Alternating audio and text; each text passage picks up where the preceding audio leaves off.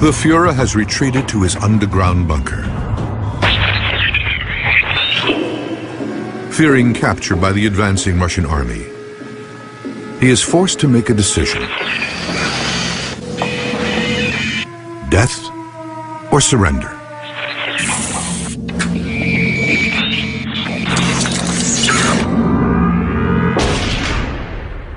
But is the official account of his death a lie?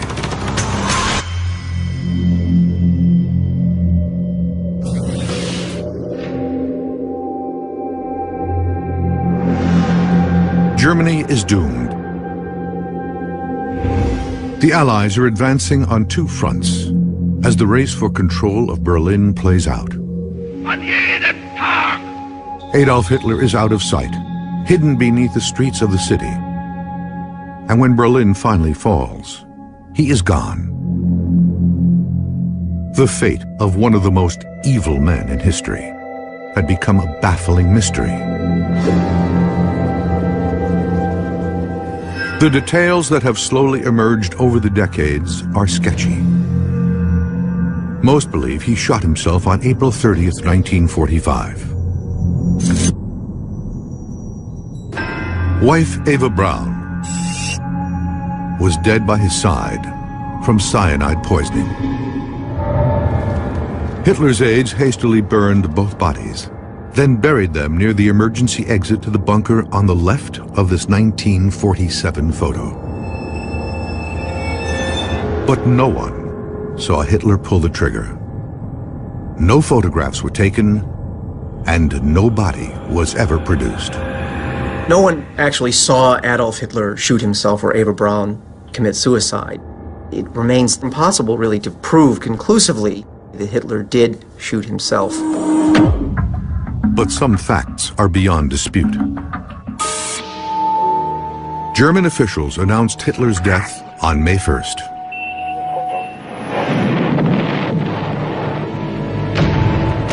"24 hours later, Russian forces captured the bunker and claimed Hitler's body was nowhere to be found.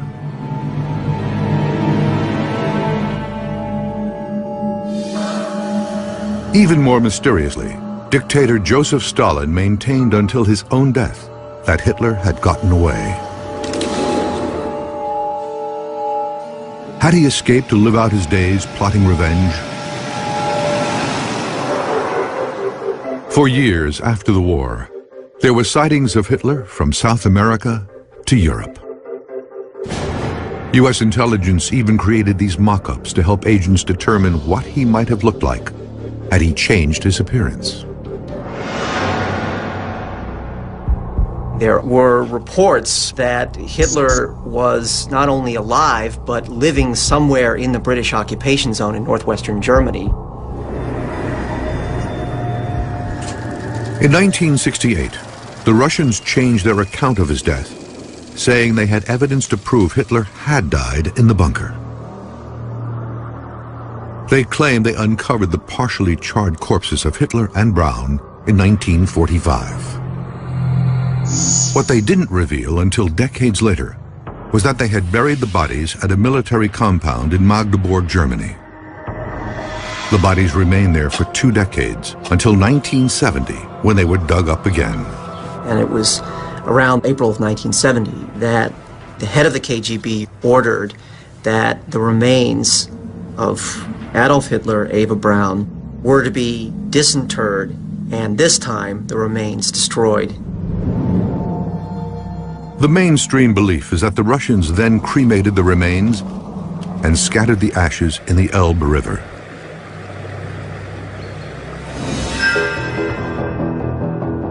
Then in 1993 came another shocking twist to the official Russian account, when they revealed they had physical proof of Hitler's death hidden away in Moscow, including a sofa supposedly stained with Hitler's blood, a portion of his jawbone, and even more significantly, a piece of skull with a bullet hole in it. The Russians have always restricted access to the evidence, and it has never been tested using modern forensic technology.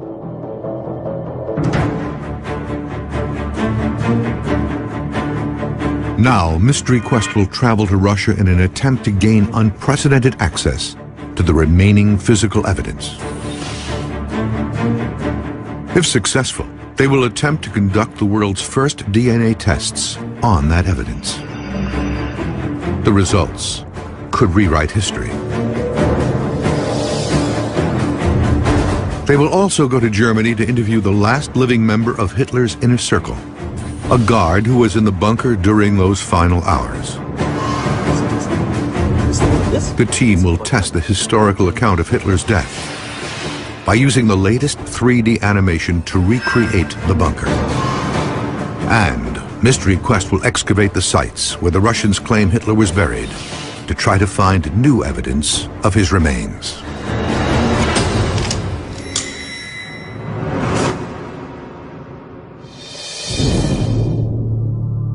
Russia's secrecy is legendary, and the evidence they hold has rarely been seen and never tested. It is held here deep within the Russian Federation State Archive. Intense negotiations with state officials have resulted in Mystery Quest being granted 1 day's access to examine the evidence.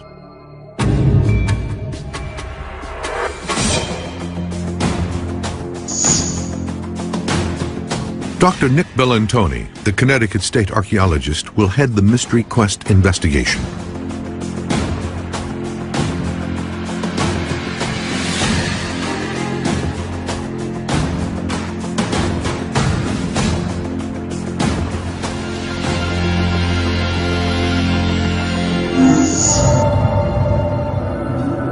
But before he can start, Bellantoni hits a roadblock. The archive is refusing to grant him the agreed-to access. Heated negotiations take place off-camera. Finally, the Russians relent. But Bellantoni will get just 60 minutes to examine all the documents and gather samples needed for testing.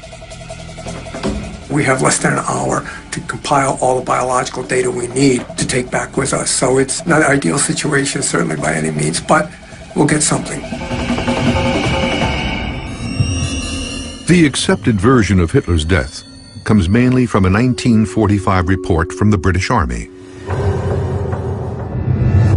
It was the result of a brief investigation by Major Hugh Trevor Roper. On November 1st, 1945, he provided conclusions of his investigation, which was that Eva Braun had taken poison and that Hitler had shot himself. But Trevor Roper was given little cooperation and relied mainly on eyewitness accounts. The Soviets controlled access to the bunker. Trevor Roper was not able to conduct any kind of serious, extensive investigation.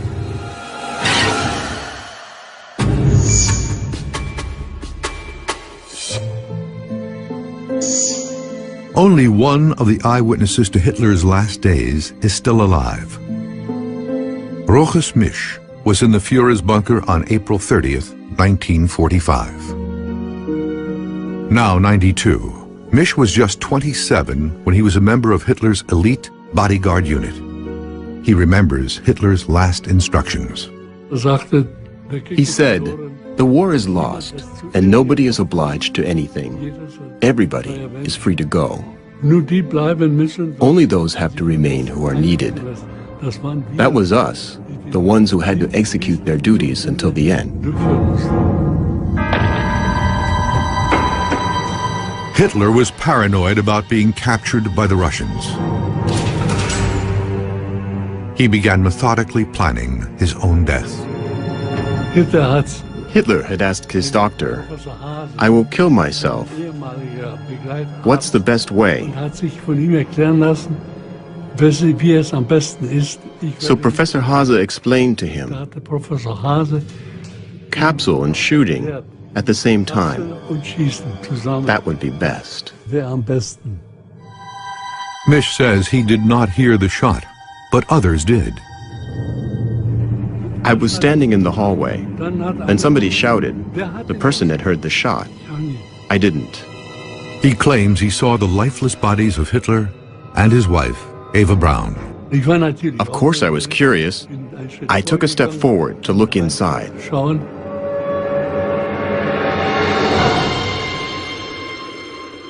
I will never forget this. Hitler by the table, his head on the table. And Eva lay on the couch, her head towards him. But Misch has changed his story over the years. He claimed in past interviews he did hear the shot that killed Hitler. So how reliable is his testimony and that of other eyewitnesses?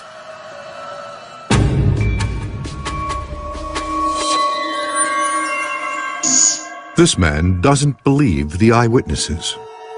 First of all, nobody found the corpse of either Hitler or Eva Braun. All the testimony of the key witnesses are very contradictory. Author H.D. Bauman spent 6 years researching his recent book about Hitler's fate.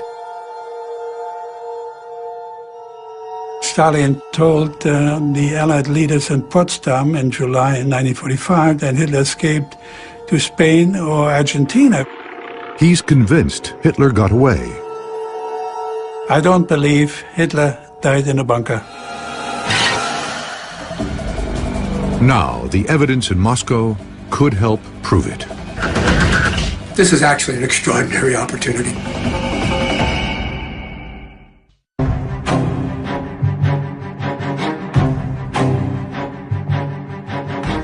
Mystery Quest has journeyed to Germany and Russia to search for clues about the mysterious death of Adolf Hitler.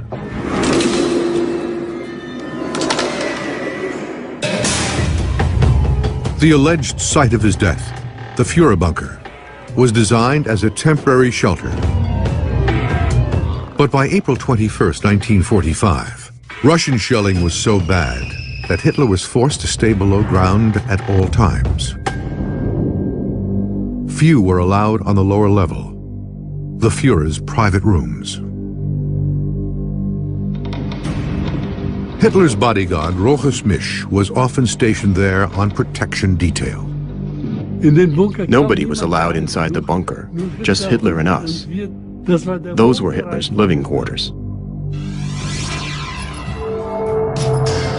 Hitler was defiant to the end, but told aides he feared being captured.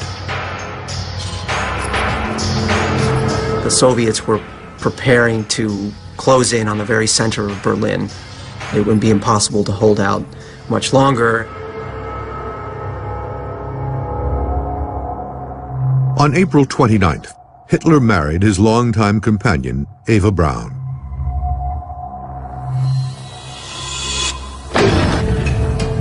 The next day, the Führer met with his few remaining friends and staff outside his study to say goodbye.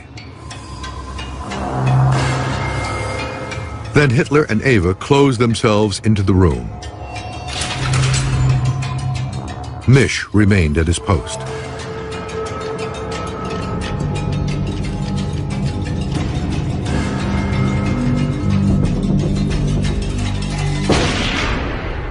He says someone yelled they'd heard a shot, but no one moved.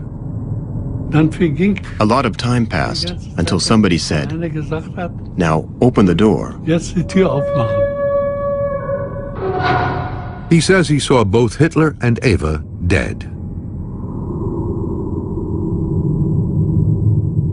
Minutes later, he saw the Führer's body wrapped in a blanket being carried down a hall outside to the Chancellery garden.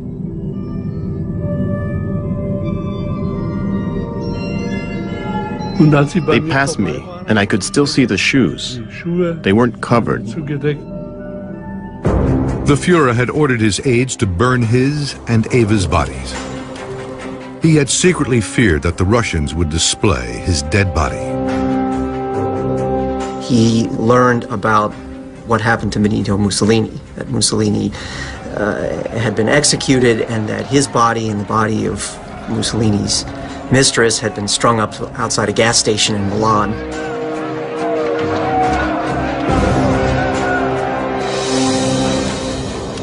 Unable to fully burn the corpses, aides allegedly buried them on the bunker grounds.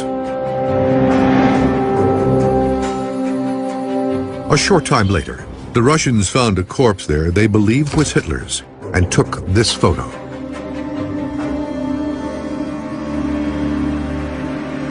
Hitler was like a lot of political leaders. He occasionally made use of a double or a doppelganger. And many think one may have taken his place. Author H.D. Bauman claims Hitler's practice of using a double increased after July 20th, 1944, when an attempt to kill him was staged by opponents in the German army. Called Operation Valkyrie, it was unsuccessful, but 200 people connected to the attempted coup were executed as a result. The attempt scared aides who forced Hitler to keep a lower public profile. He was kept in hiding most of the time. The double also added to the confusion surrounding Hitler's death. The double got killed by the German security service April 30th. The Russians discovered this corpse in a shallow grave on May 2nd. And for the first 2 days, the Russians believed it. And they displayed it in the courtyard of the Reichschancellery, and they took photographs and so on. But then found out that he was 2 inches too short. His ears were a little different. According to Bauman, Stalin was now more certain than ever that Hitler had escaped.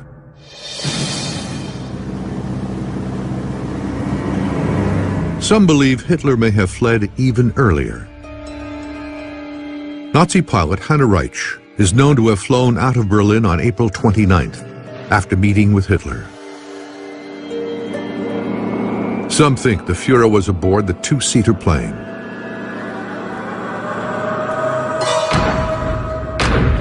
Reich evaded heavy Allied fire and escaped. She denied until her death that Hitler was with her.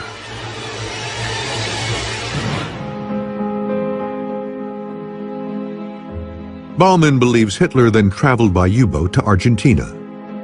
And Bauman isn't alone. The FBI did investigate the many rumors that came out of Argentina, but not much came out of it.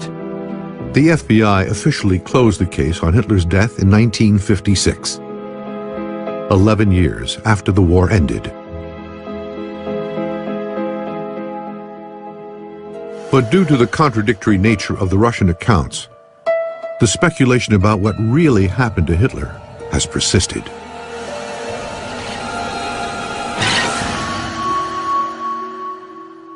The Führer bunker was located directly beneath the Reichschancellery, which was Nazi Germany's capital building. It was divided into 2 levels, an office level which also housed inner staff, and a lower level where Hitler's living quarters were.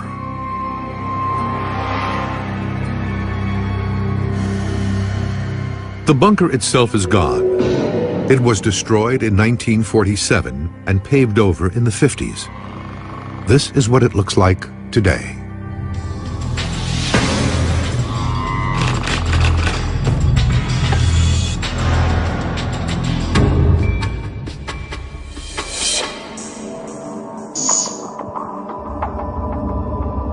The expedition team, led by animator Christoph Neubauer, is trying to verify the accounts of Hitler's death given by his bodyguard, Roches Misch.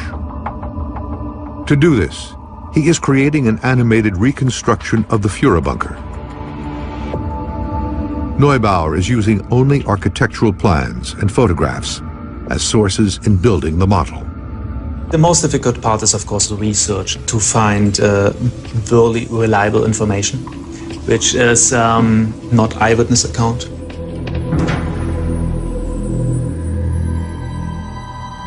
He starts at the site of the bunker. Here, exactly on the spot, 7 meters underground, would have been the place where Hitler committed suicide. And they had to move him into the garden. From here they had the problem, there was a lot of shooting, so they had to find a quick spot to burn him. So they moved more or less 4 meters further into a ditch. So here they dropped him, and here they burned him. And it's also the place where the Russians found him several days later.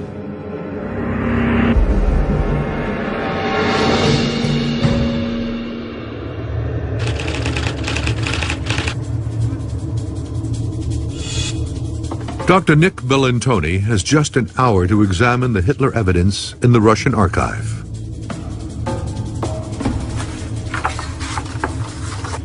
He begins by examining a stack of documents known as the Operation Myth files.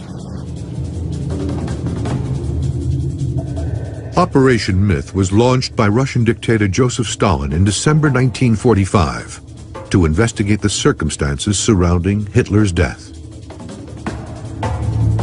He named it Myth because he suspected Hitler's death was a myth and that he had, in fact, escaped.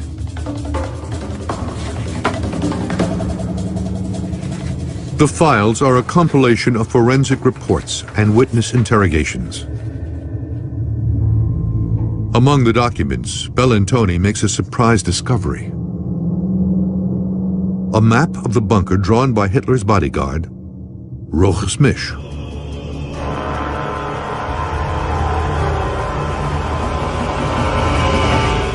But the clock is ticking, and Bellantoni is forced to move on. He moves to a fragment of the sofa where Hitler reportedly died. Look how dark the stains are when this was freshly taken, and look how faded the stains are now today. That's pretty dramatic, actually. Bellantoni begins by using cotton swabs to moisten old, dried blood so that he can lift a viable DNA sample to test.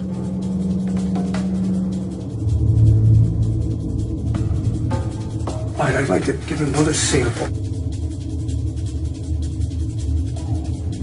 I'm getting a little discoloration. The problem is, you know, in terms of a potential DNA analysis, we're probably getting the contamination of people that have touched this over the years so many times. But let's take the sample back. He takes samples from 5 different parts of the sofa, putting each into a separate envelope so there's no cross-contamination.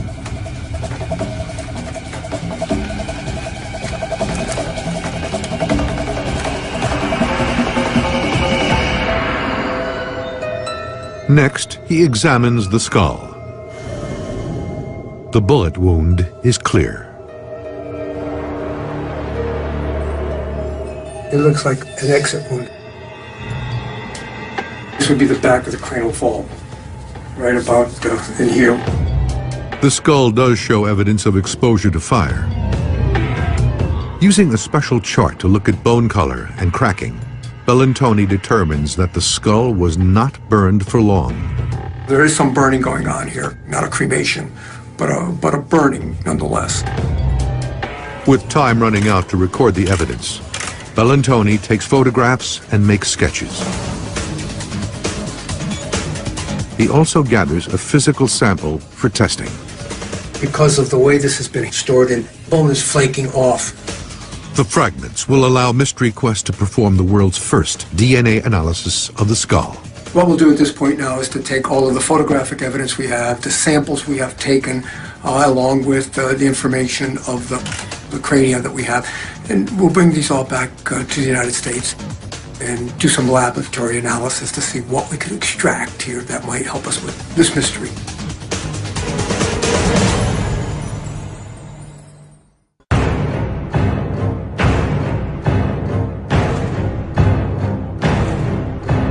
Mystery Quest is searching Europe for answers about the mysterious death of Adolf Hitler.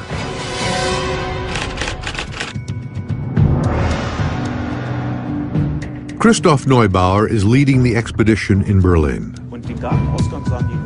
He does not believe the eyewitness accounts of Roches Misch and others are true. He's gathering evidence to test their stories below ground.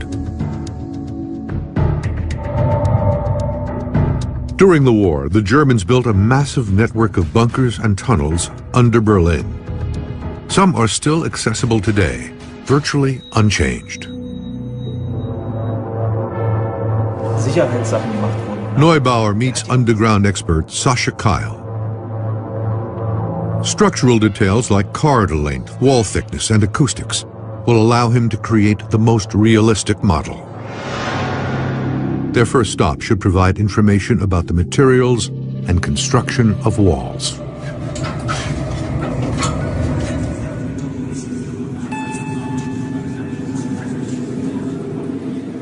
Here it gives me actually an indication how Hitler's bunker could have actually been structured. In one room, they discover a large generator. Wow. Is this the original one? Yeah, completely. 100%, and it is still in function after so many decades. It's the last one remaining from these engines. The same model generated power for the Führer bunker.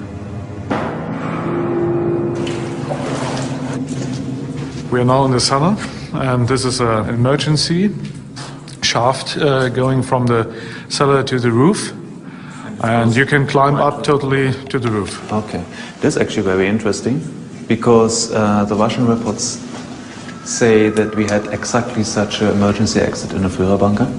From there you could actually come into the garden. The emergency hatch shows how Hitler could have escaped from his study.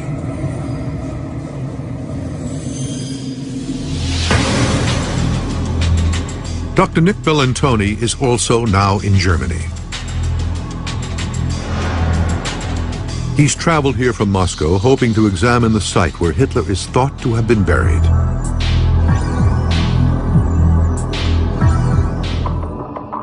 In 1946, a Russian covert unit called Smersh is said to have moved Hitler's corpse an hour southwest from Berlin to a military base in Magdeburg. Smersh, which in English means death to spies, was founded during the war to keep the Red Army free of traitors, deserters, and spies. But after the war, Stalin used Smersh to find out what had happened to Adolf Hitler.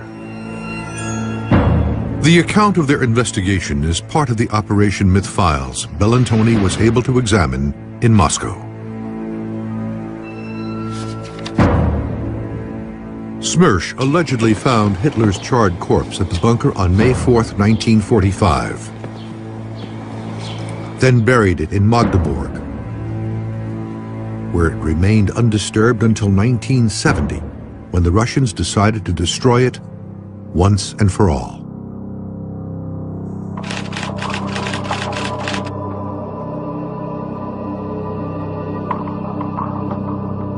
This renovated residence that we're standing in front of was actually officers' quarters for the Russian army in the late 1940s. And it was here that Adolf Hitler was buried until 1970. So we're hoping to take a look at the land, see the area where the former courtyard used to be, and see if we can find any physical evidence of where the burials might have been located. Bellantoni is led to the area where the bodies are believed to have been buried.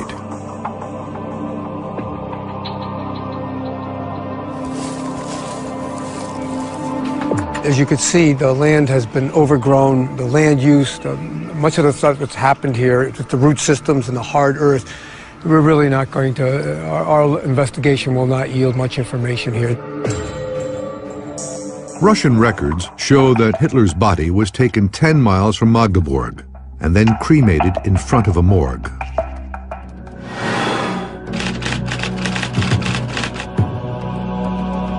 Bellantoni hopes to find cremated bone fragments to corroborate that the skull in Moscow is real. But the location is not marked, and the only clue is an article from a local archive containing a photo of the place. We're just coming from the archive, and they've led us to this general area of the Soviet camp. Unfortunately, they only have one article that was of use to us, but what is important here is that that article's photograph is helpful in hopefully finding out where on this property the crematory was located. We're going to have to use this photograph like a detective would. I could see a tower, there's a field, and a grove of trees.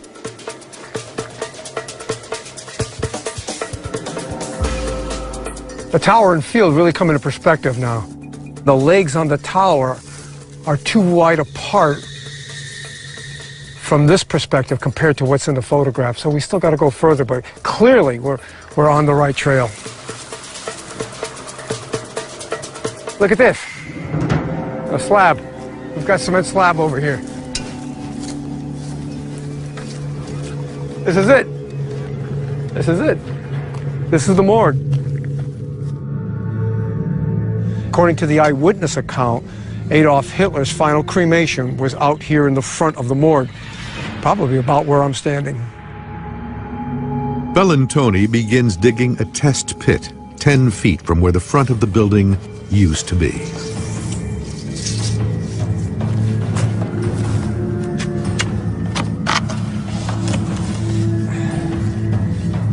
He is looking for bone fragments to compare against the skull fragments from Russia.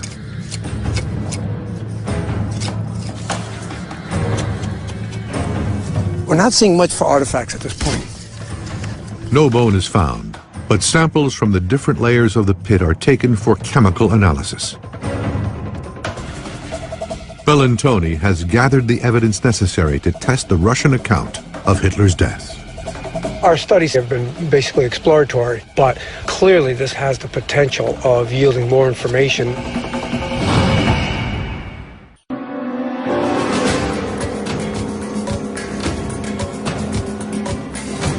Mystery Quest is investigating what happened to Adolf Hitler at the end of World War II.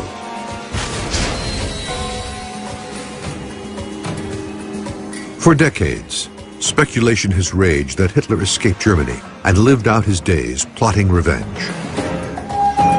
The Russians, who claim they discovered his body, have changed their account of what happened numerous times. Now, Mystery Quest has been given access to the physical evidence the Russians say proves Hitler did die in his bunker.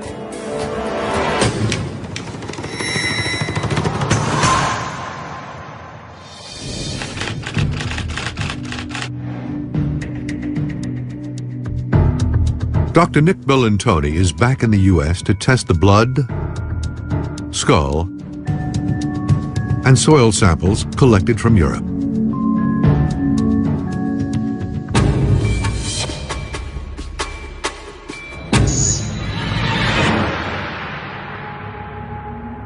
The science team begins by looking for traces of Hitler's bones from his reported burial site in Germany.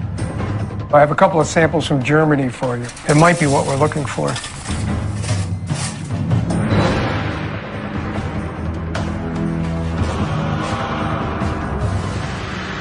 But the soil does not reveal any traces of human remains that can be compared against the skull fragments to confirm they are Hitler's.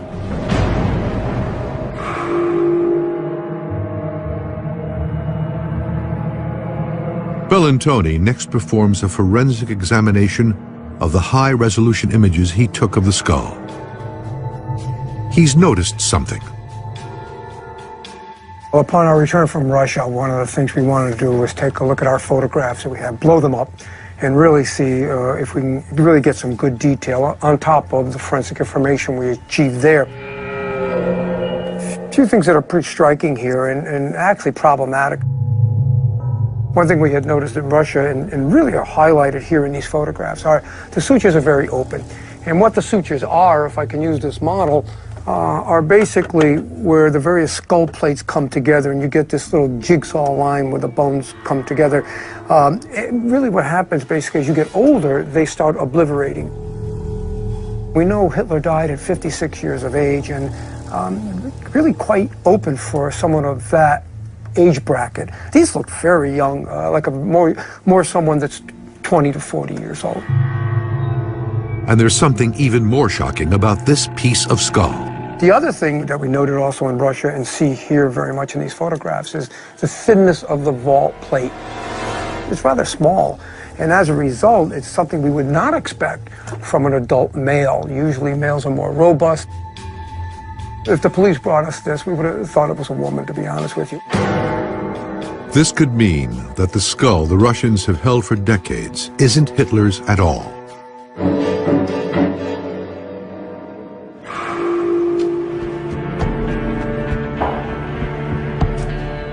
The DNA tests on the skull fragments and sofa should prove more definitively whether the skull is Hitler's. Those tests are being conducted at the University of Connecticut Center for Applied Genetics. Director Linda Strasbaugh will oversee the attempt to extract DNA from the samples. It will be difficult due to the age and condition of the samples. The fragments are badly charred, and this is the forensic scientist or historic DNA scientist's worst nightmare. It's one of the biggest challenges for getting DNA from burnt pieces of bone. The pieces are very small, and we just aren't certain how much luck we're going to have in coaxing DNA out of these samples. We'll be taking extreme caution with these samples. We'll be using full forensic procedures to avoid contamination. They begin by soaking the samples overnight in a special chemical solution. If the process is successful, the science team will be one step closer to determining whether the skull and sofa fragments really contain Hitler's DNA.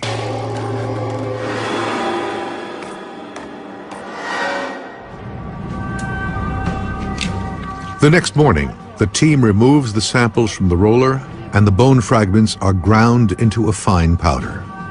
For the bone fragments, we actually powder the bone to make it easier for the solution to get in and lift the DNA out.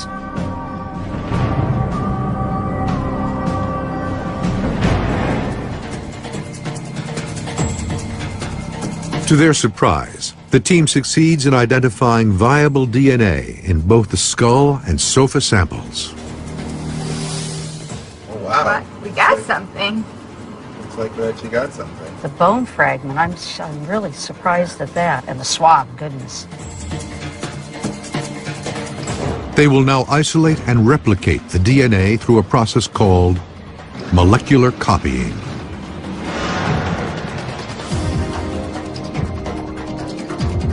This will give the scientists more material to look at.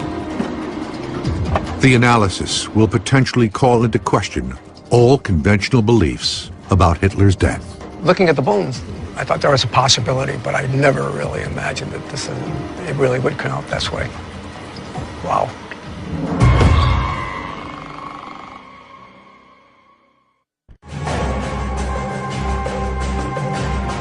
Mystery Quest has undertaken an expedition to Eastern Europe to try to determine whether Adolf Hitler died in 1945 or somehow escaped.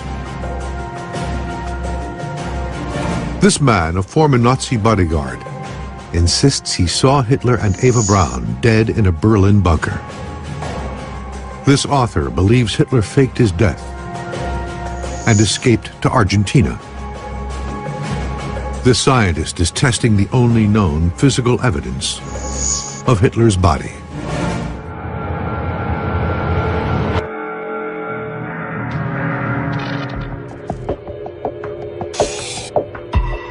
In Berlin, Christoph Neubauer is unveiling his animated reconstruction of the bunker. He is using it to test the accuracy of eyewitness Roches Misch. This is the garden of the Reichschancellery, under which the bunker was located. The upper level is where most of the staff was positioned.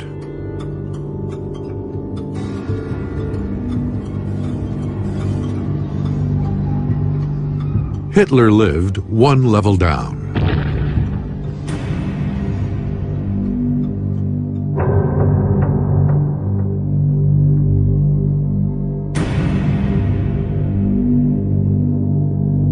This is the door to his private quarters.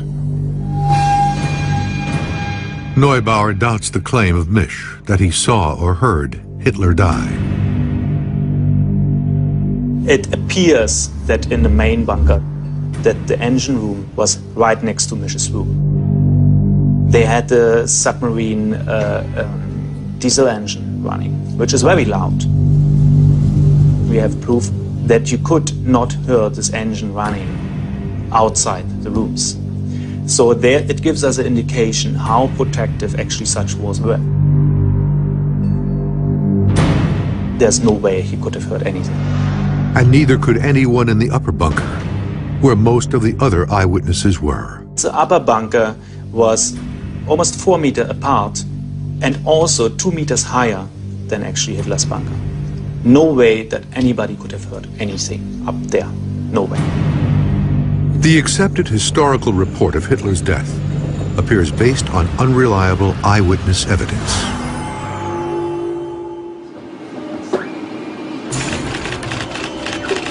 Now, the analysis of the science team will be vital in determining whether the rest of the Russian account is true.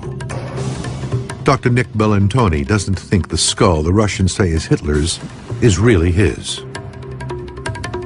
He says the areas where the skull plates come together indicate the skull belongs to someone much younger than Hitler would have been at the time of his death, and may even belong to a female.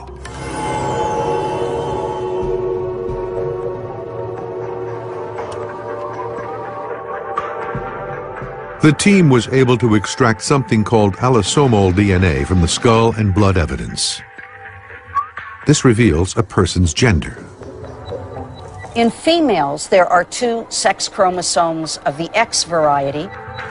A male has 1 X and 1 Y as his sex chromosomes. The red boxes tell us what the computer says is there. First, the team looks at the DNA results from blood on the sofa. The blood sample contains predominantly male DNA. So the blood on the sofa came from a man. But whether it actually belongs to Hitler can't be proven without a DNA sample from a relative. While Hitler has living relatives in the US, they did not respond to inquiries from Mystery Quest. The team turns to the DNA result from the skull.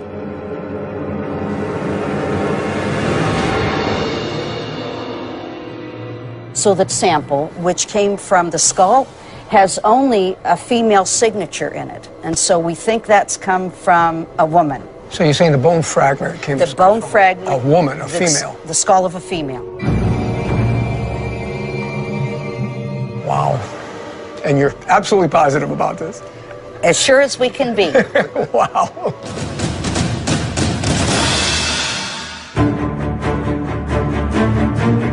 Mystery Quest has uncovered groundbreaking new evidence that calls into question the historical account of the death of Adolf Hitler. The expedition team, using 3D animation, proved that the eyewitness accounts historians used are unreliable and probably wrong. The science team gained access to the skull Russia has long claimed is definitive proof Hitler did die in his bunker, and discovered it is in fact a woman's. This is very exciting. Very exciting. These astonishing facts may open a whole new chapter in history, leaving us with an even larger mystery. We're going to change everybody's perception of not only these remains, but what maybe happened to Adolf Hitler and others in that bunker. If this is not Hitler, who is it? And as a result of that, we've got a lot more homework to do.